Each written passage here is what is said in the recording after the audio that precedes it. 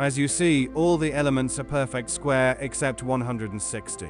The nearest perfect square to 160 is 169.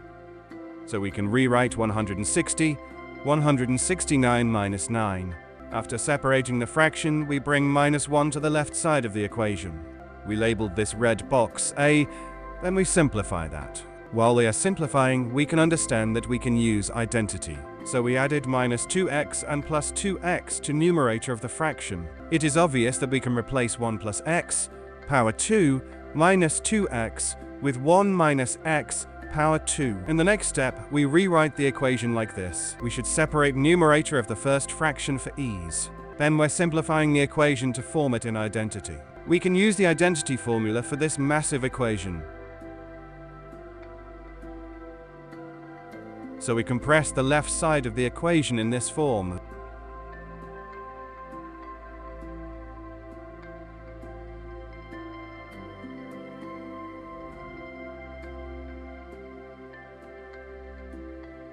For solving this equation, we labeled the red zone B.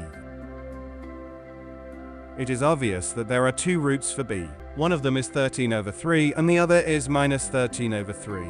We called them 1 and 2 respectively.